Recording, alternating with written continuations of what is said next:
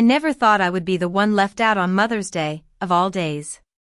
The day that was supposed to be about love, family, and gratitude.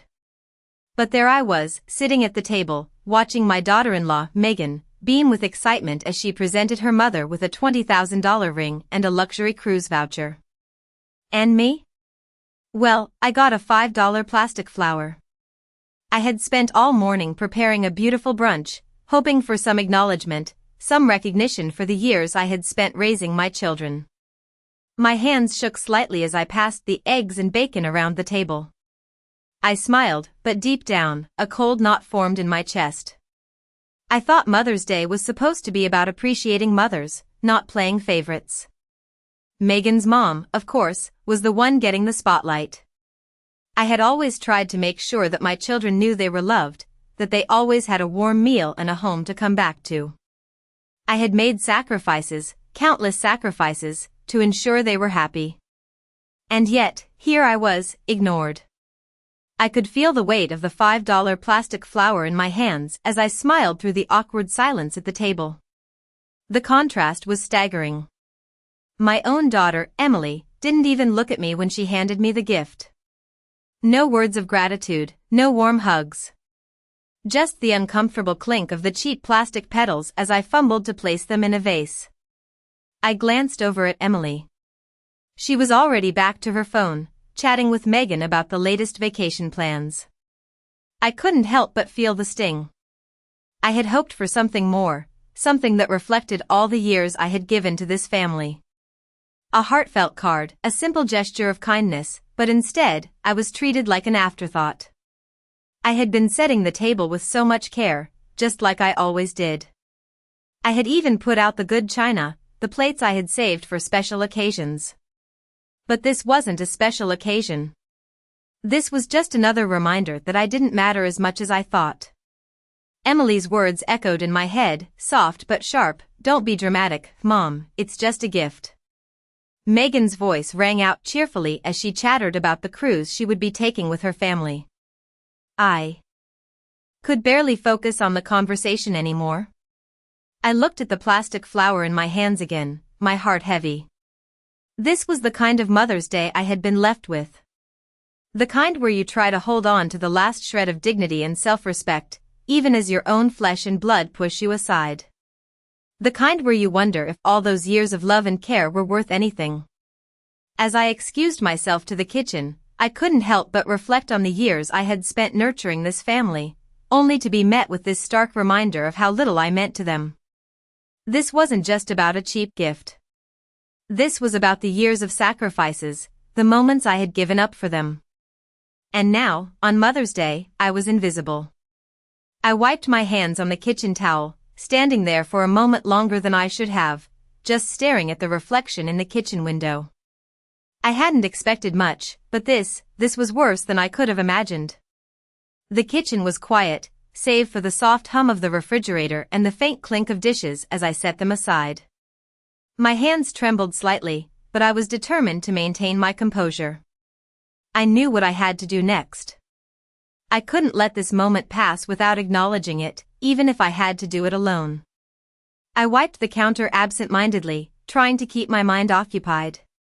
But the reality of the day, the sting of those cheap plastic flowers, the fancy cruise I wasn't invited on, all of it was weighing heavy on my chest.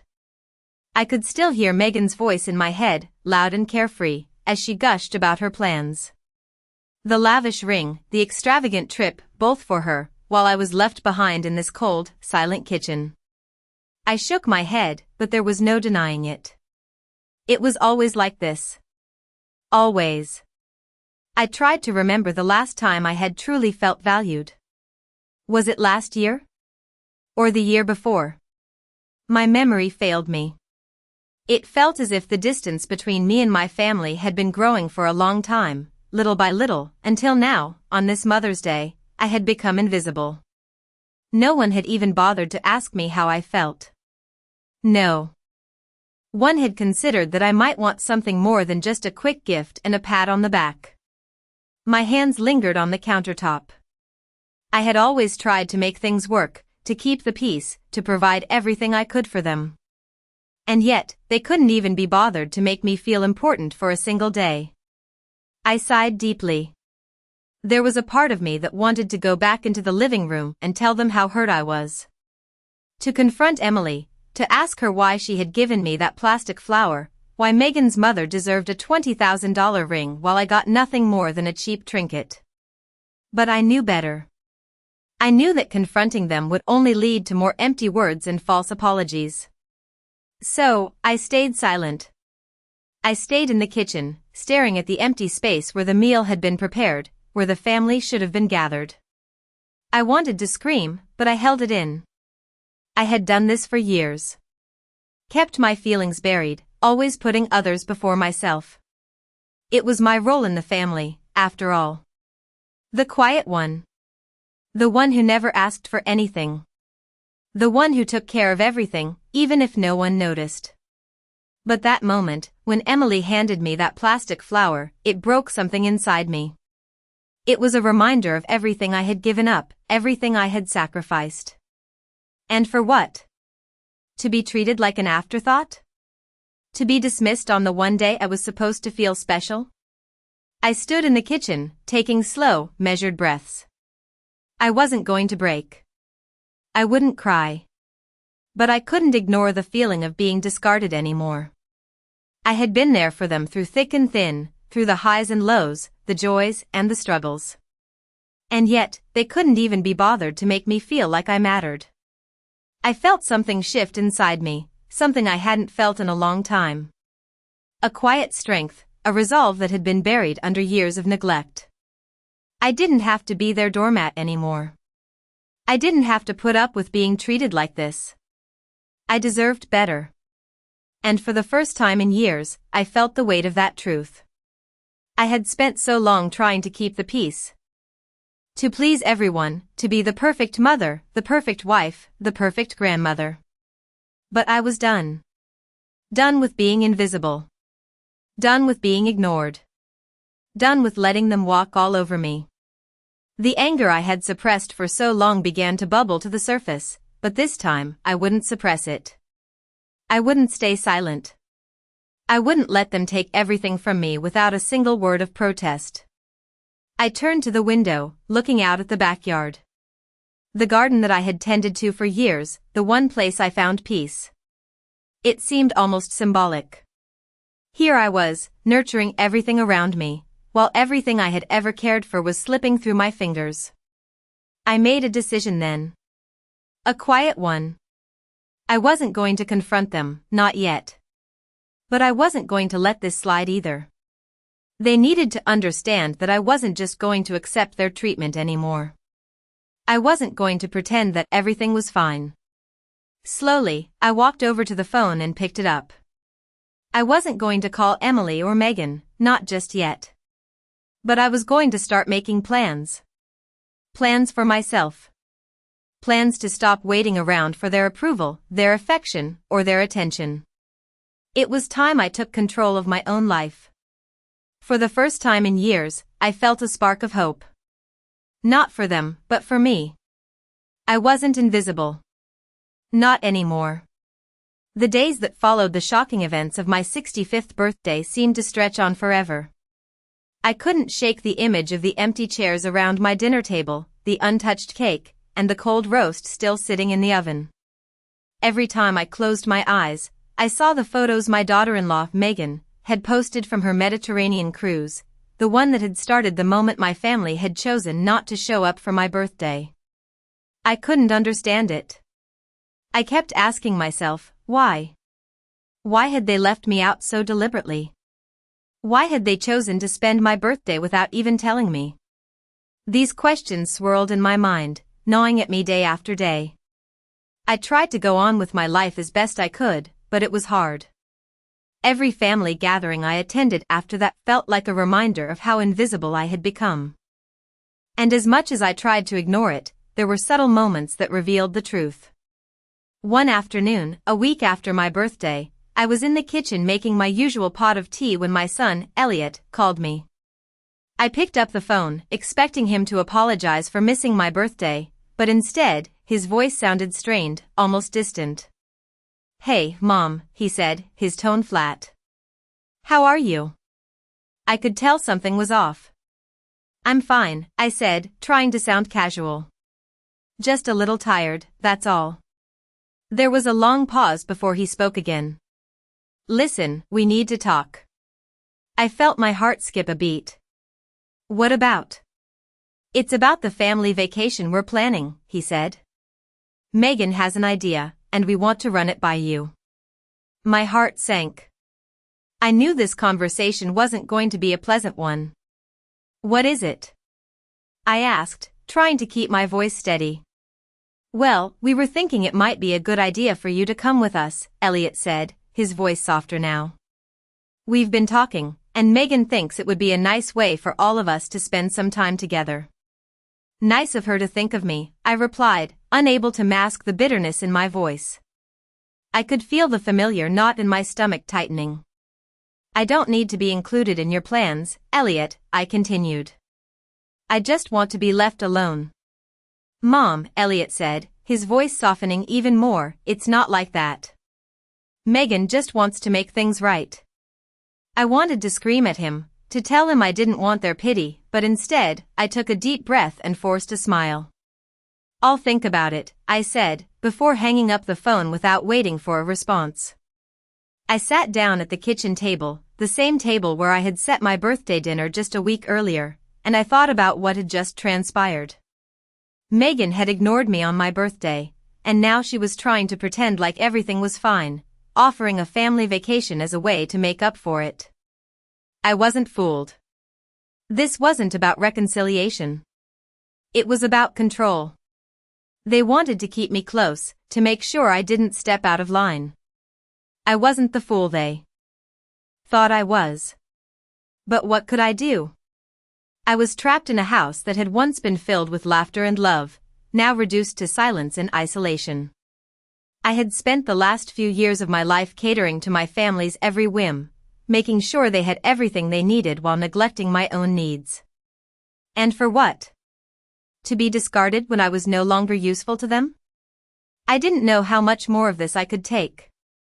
But I was starting to realize something that made my blood run cold. It wasn't just about the birthday party. It wasn't even just about the vacation. It was about everything.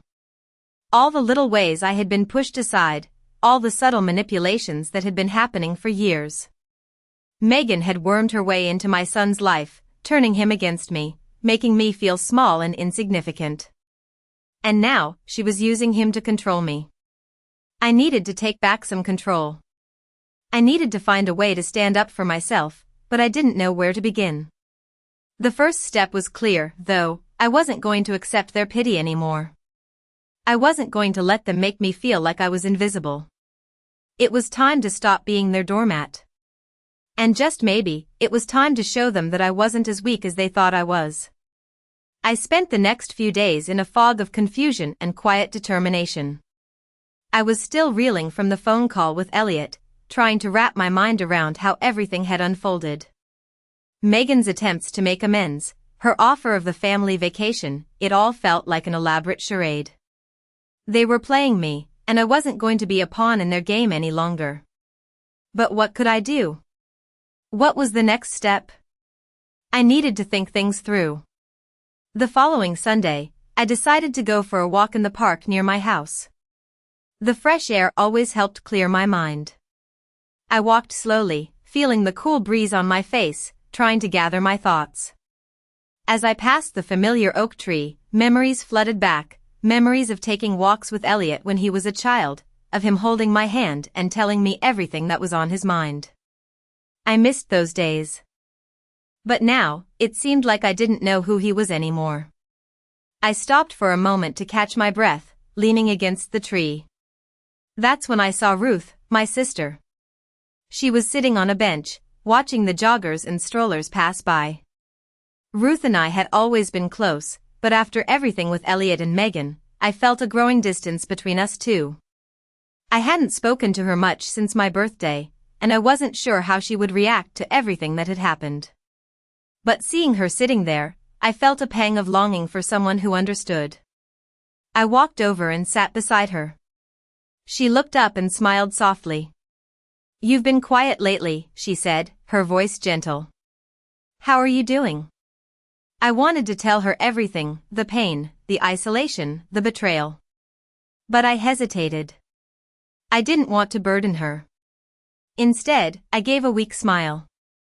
"I'm fine," I said, my voice lacking conviction. Ruth raised an eyebrow, clearly unconvinced. "Are you sure?" she asked. "You don't look fine, Loretta. What's really going on?" I felt a lump in my throat, and for the first time in days, I allowed myself to feel the weight of everything that had been building up. "It's all falling apart," I said, my voice barely above a whisper.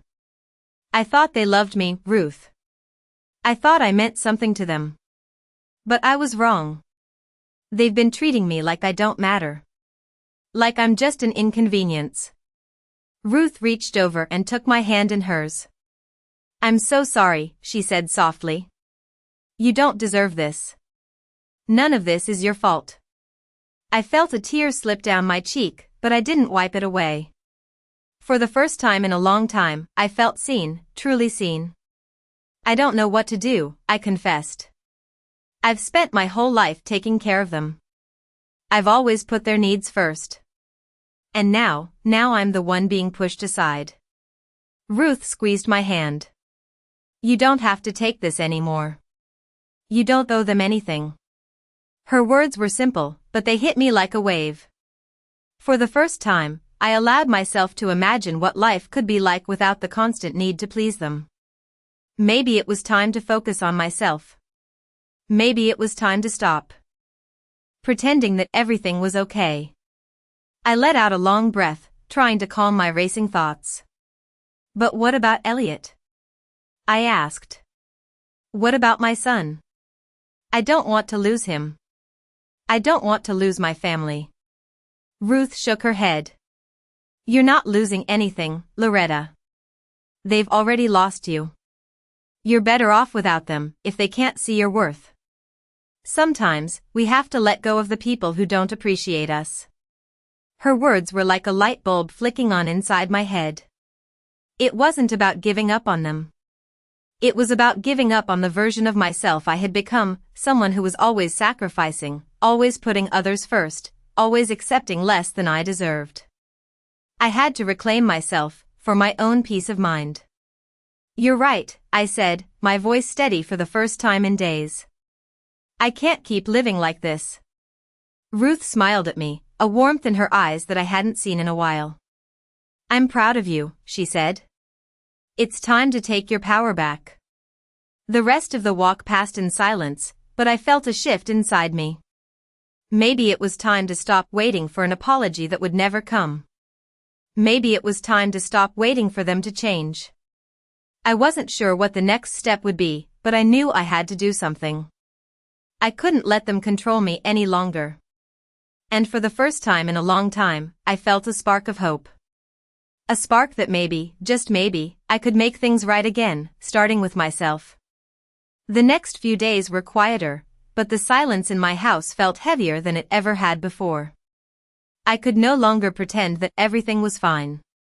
The events of my 65th birthday, the phone call with Elliot, and the empty, indifferent response from my family kept replaying in my mind.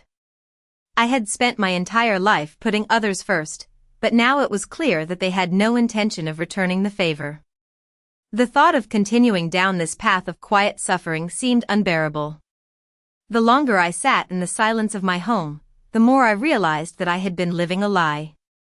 I wasn't invisible just to my family, I was invisible to myself. I had become so accustomed to being the peacekeeper, the one who swallowed her pride and kept the peace, that I had lost sight of who I really was. It was time to change that. The idea of starting over, of rebuilding my life without the constant need to please others, felt both terrifying and liberating. I had always believed that family was everything, that love and sacrifice were supposed to be unconditional. But now, I saw that unconditional love could easily be taken for granted.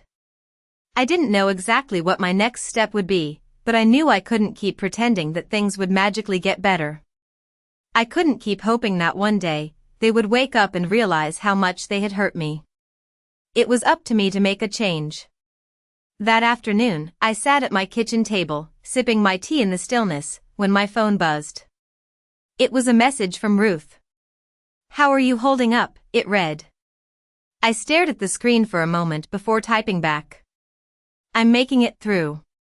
Just taking things one day at a time." I set the phone down, feeling a sense of peace in knowing that someone understood. Ruth had always been there for me, even when I didn't realize I needed her. She had seen the changes in my family before I did. She had been the one to point out how much I had been giving up just to keep the peace. And now, she was the one offering me the support I needed to start standing up for myself. I knew I couldn't change everything overnight, but I could start small. I could stop accepting the crumbs they were throwing me. I could stop making excuses for their behavior. For the first time in a long time, I felt like I was in control. I wasn't helpless. I didn't have to wait for them to change, I could change. I thought about my conversation with Ruth, and for the first time in weeks, I allowed myself to feel a flicker of hope.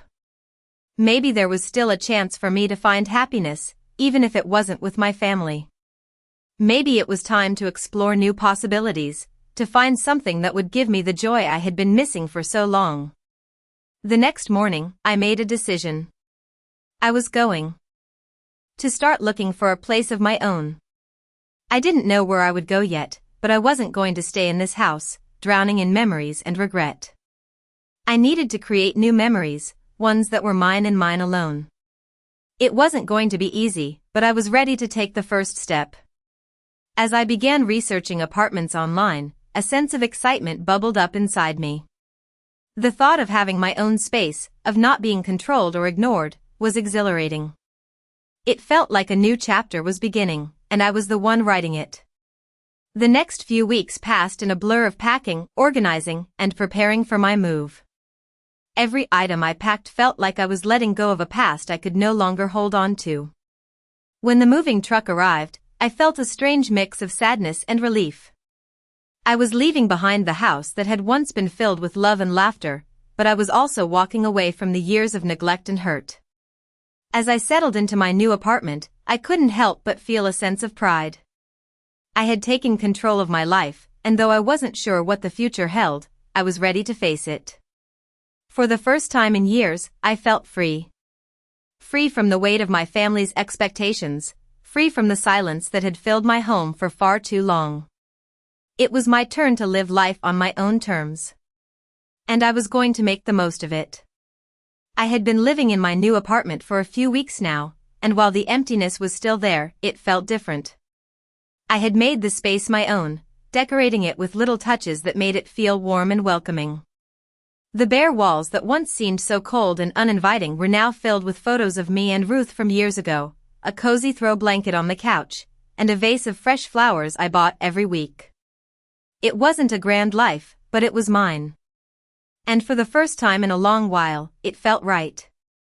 But even in the silence of my own home, the memories of my family lingered. I couldn't escape the feeling of being betrayed, of being pushed aside when I needed them the most.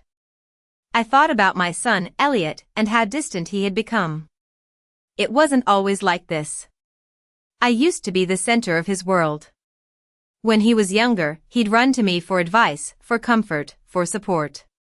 I had always been there for him, no questions asked.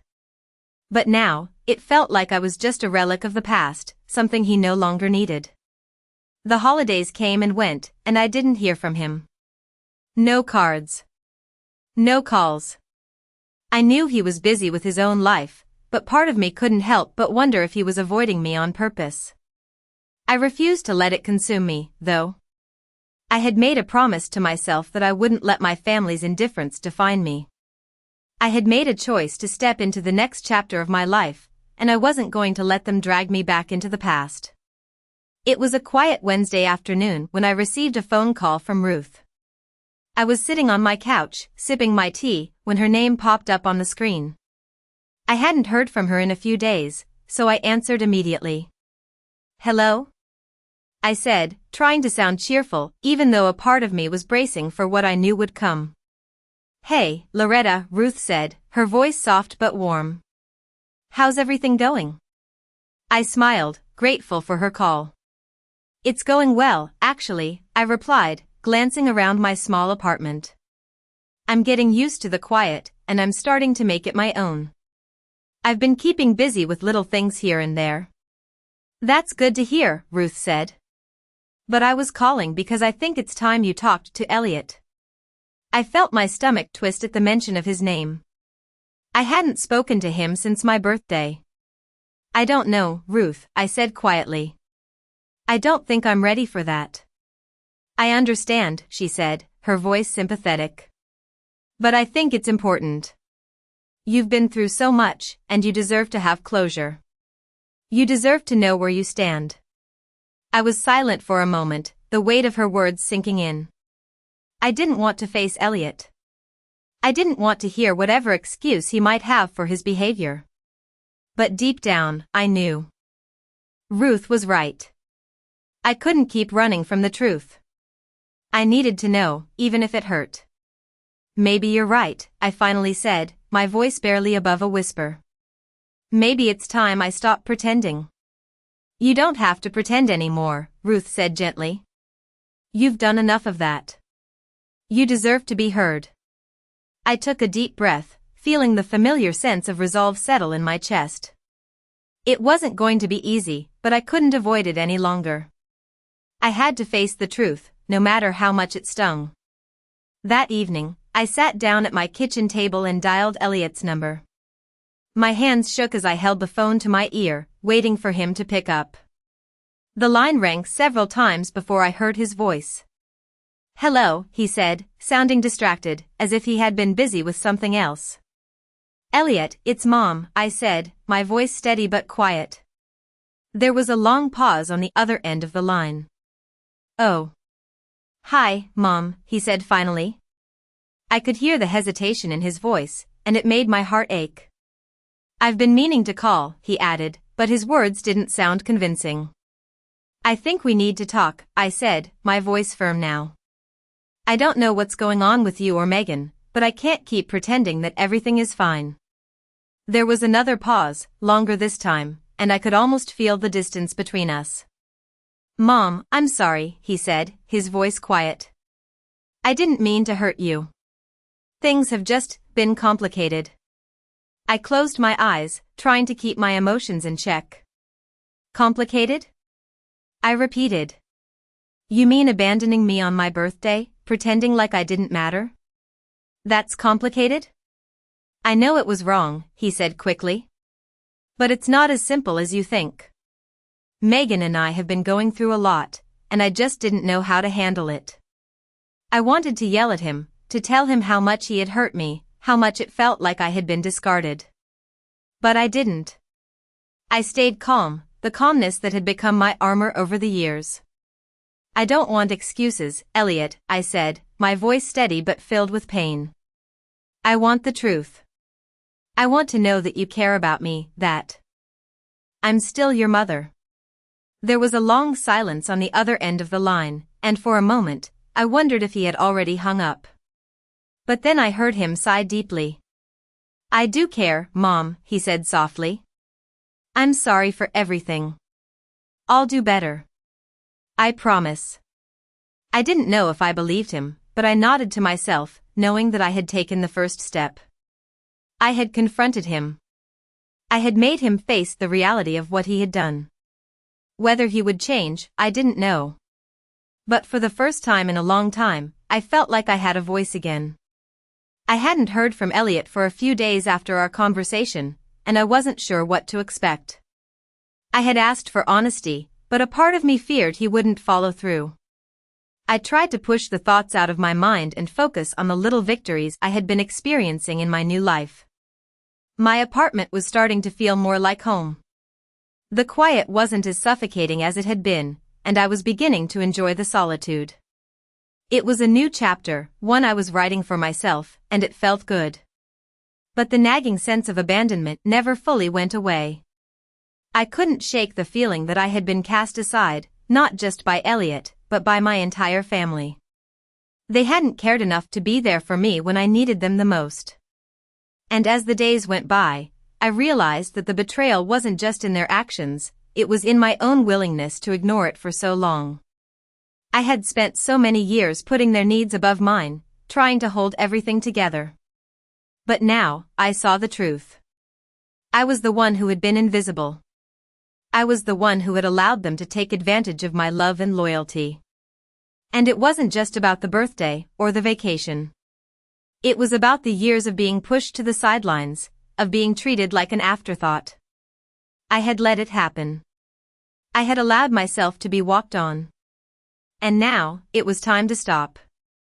I stood in front of my mirror that morning, looking at the woman staring back at me. She was tired, yes, but there was something else in her eyes. Strength. Determination. A woman who had been through so much, but was still standing. And for the first time in a long time, I felt proud of her. I wasn't going to let my family define me anymore. I wasn't going to let them take my peace away. It was time to take back control. I wasn't sure what the future held, but I knew I couldn't keep waiting for their validation. It wasn't coming. So I made a decision. I was going to live for me. I was going to stop looking for approval from people who didn't appreciate me, who didn't see my worth. I had spent so much of my life trying to be the perfect mother, the perfect grandmother, the perfect wife. But what about being the perfect me? What about doing what made me happy, what gave me peace? That night, I sat down to write a letter to Elliot.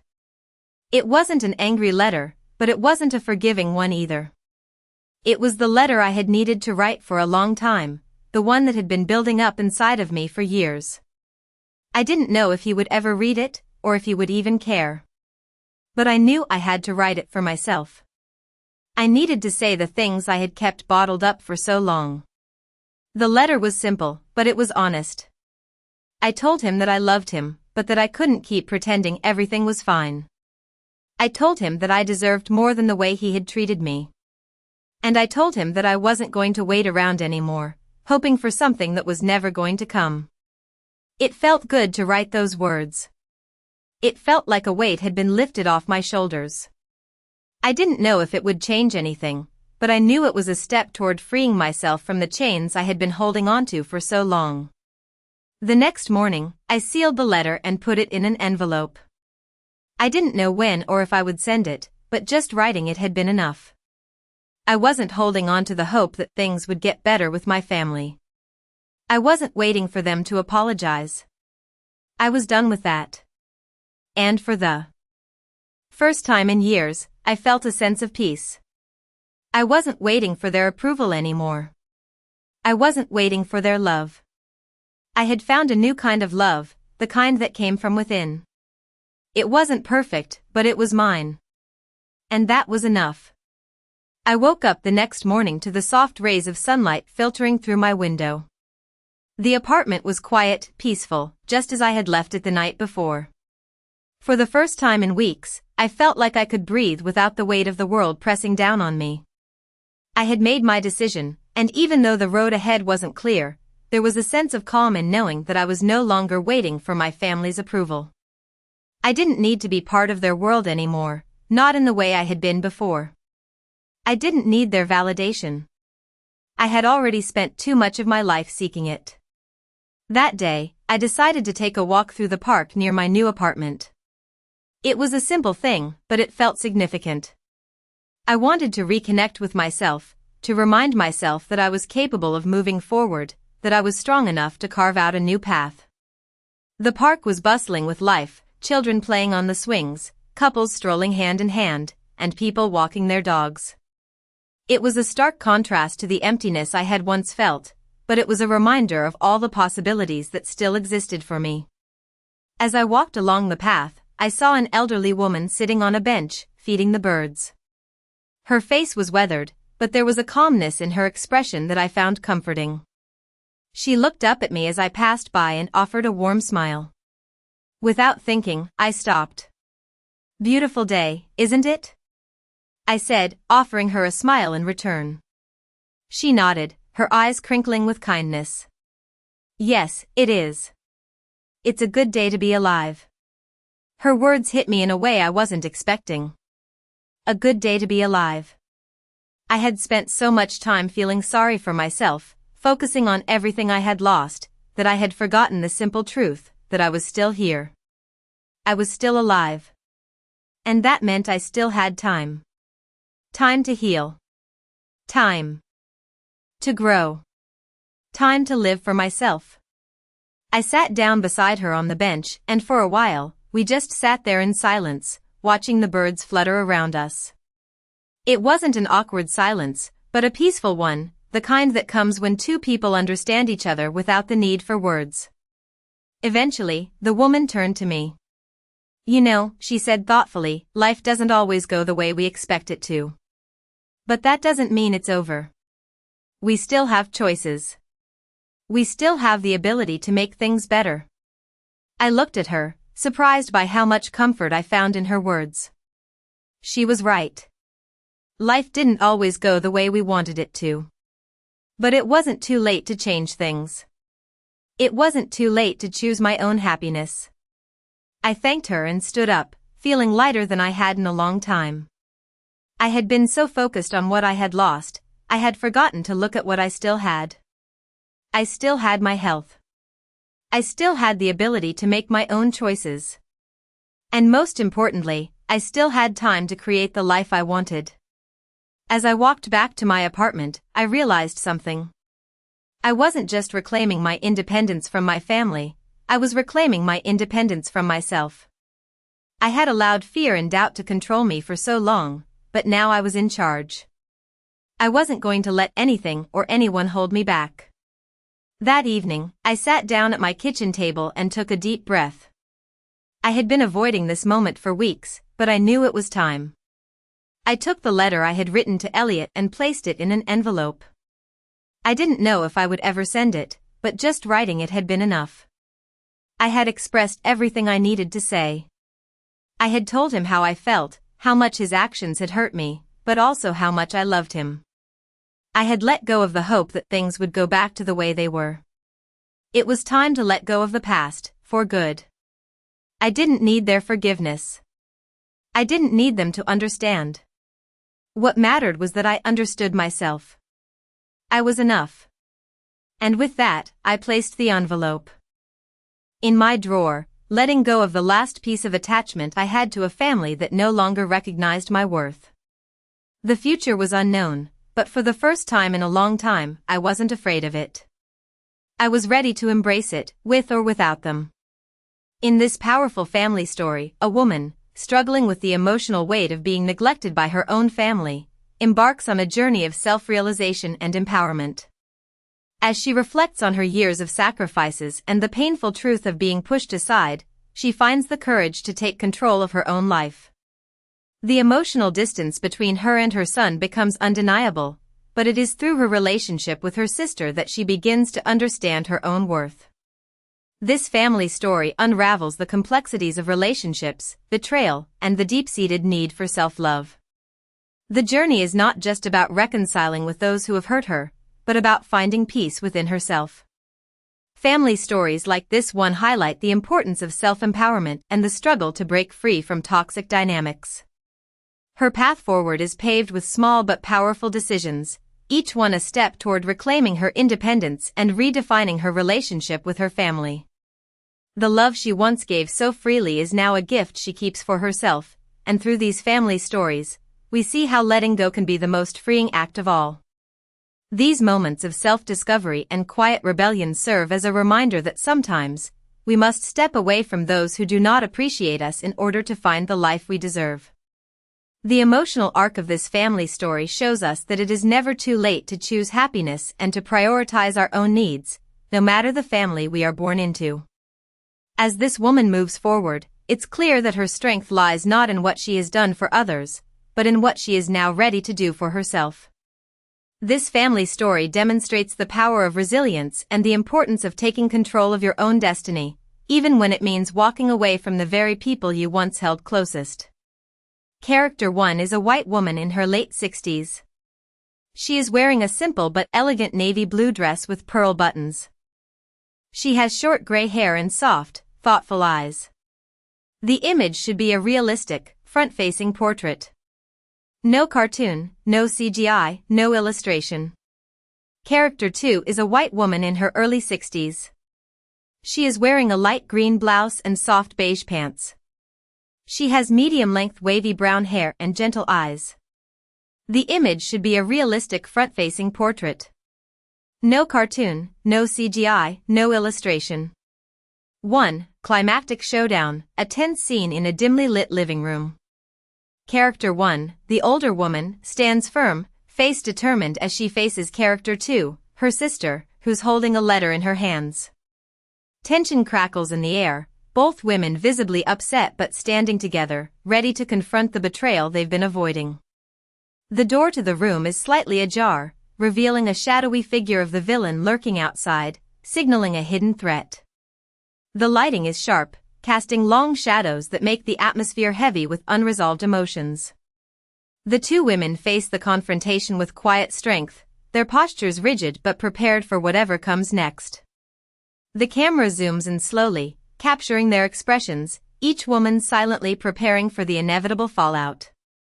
This scene represents their united front, against both the threat and their own personal betrayals. 2. Character 1's daily life. The scene opens with Character 1, the older woman, walking through her cozy, small apartment in the early morning light. She's wearing simple, comfortable clothing, an old cardigan, soft slippers, carrying a cup of tea.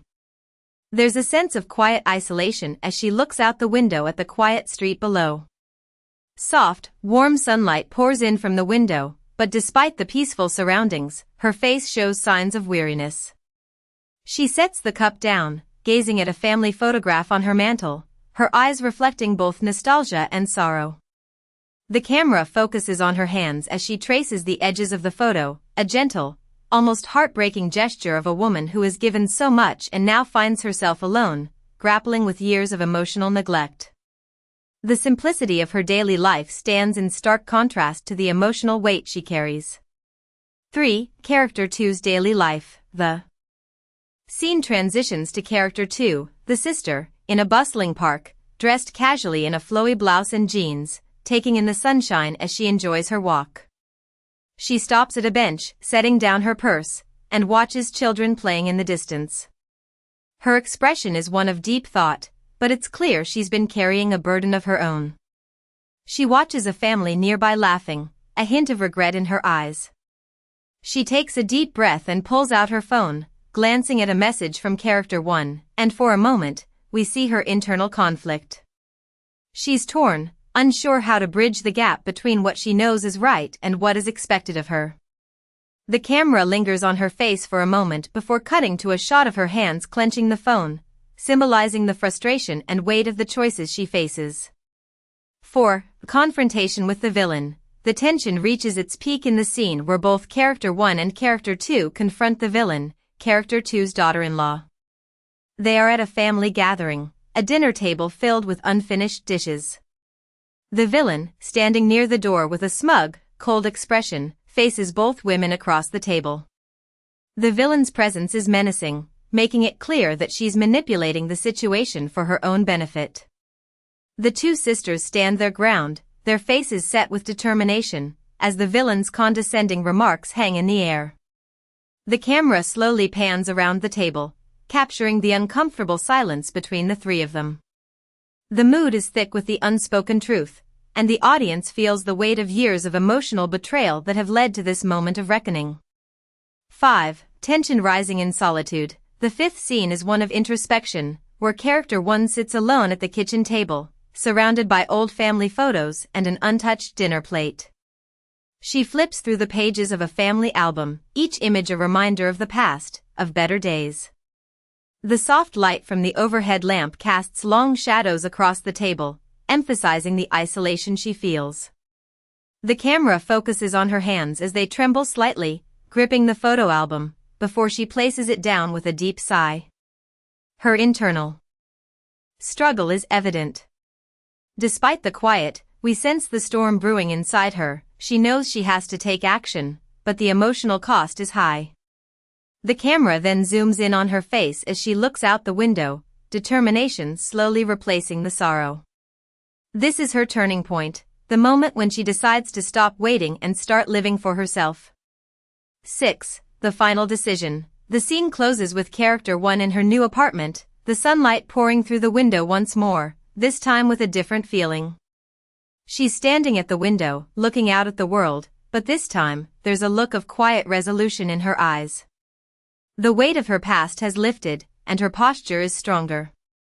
The camera slowly pulls back, revealing her new life, simple, but her own.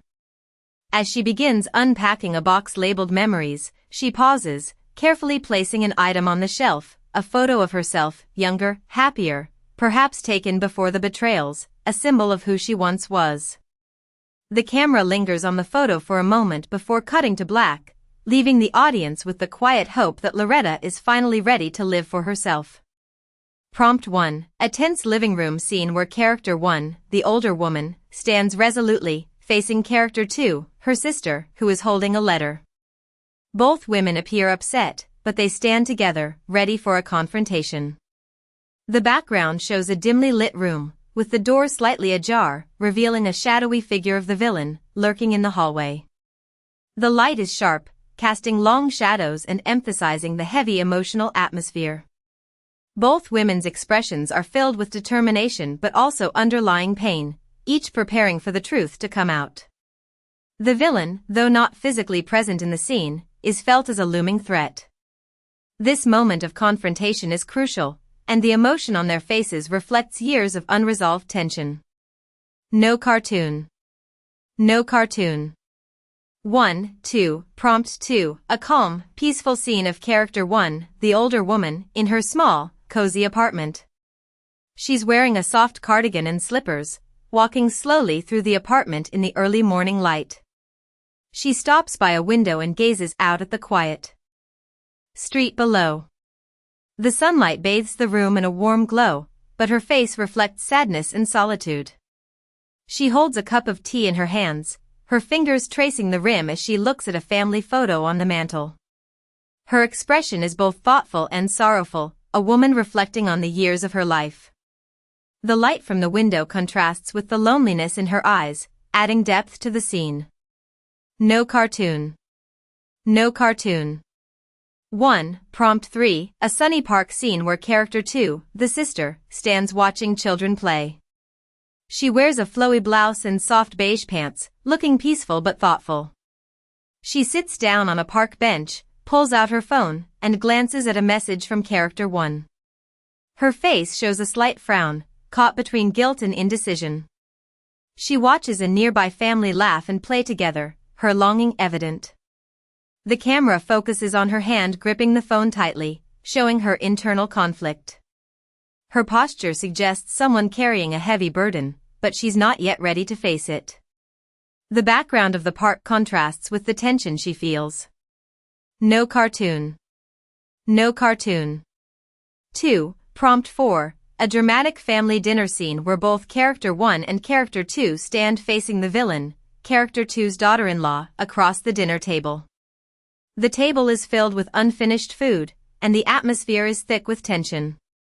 The villain stands near the doorway with a smug, cold expression, clearly enjoying the discomfort she's causing.